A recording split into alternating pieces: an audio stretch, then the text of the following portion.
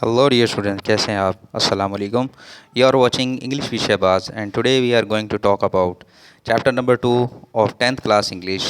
Let's start. It's paragraph number 3 translation. Decorating the house, घरों को सजाना.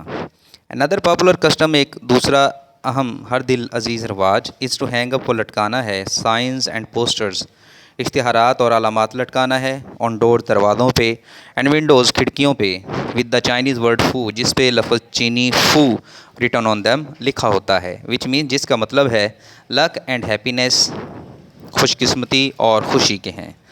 बाइंग फ्लावर्स, फूल ख़रीदना फॉर द होम, घर के लिए, इज़ आल्सो कॉमन प्लेस, ये भी आम रवाज है. सिंस, क्योंकि दे सिम्बलाइज, ये अलामत हैं, द कमिंग ऑफ स्प्रिंग, आने वाली बहार की, एंड अ न्यू बिगनिंग, और एक नए आगाज़ की अलामत हैं. आवर पैराग्राफ नंबर 4 इस हेडिंग है न्यू ईयर्स ईव डिनर, नए साल की शाम की दावत का खाना.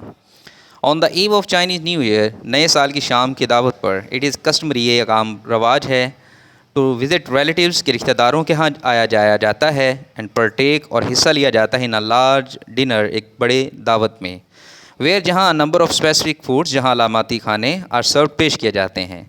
It is typical for a Chinese family, ये भी एक आम रवाज है चीनी ख़ानदान के लिए, टू मेक 8 to 9 डिशेज़, के वो 8 या 9 किस्म की डिशेज़ बनाते हैं, for the new year's eve dinner, नए साल की शाम की दावत के लिए.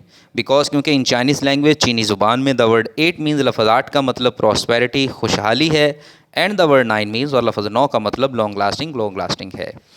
वीडियो को एंड करने से पहले आपसे रिक्वेस्ट है कि आप इस चैनल को लाजमी सब्सक्राइब करें, फॉलो करें, और इस वीडियो को दूसरे दोस्तों के साथ शेयर लाजमी करें. और इसके अलावा इस चैप्टर की पैराग्राफ नंबर 1 और 2 की ट्रांसलेशन भी अपलोडेड कर दी गई है, वो भी आप चेक करें. इसके अलावा यूनिट नंबर 1 की कंप्लीट ट्रांसलेशन अपलोड कर दी गई है, वो भी आप लोग लाजमी देखें और दूसरों के साथ शेयर करें.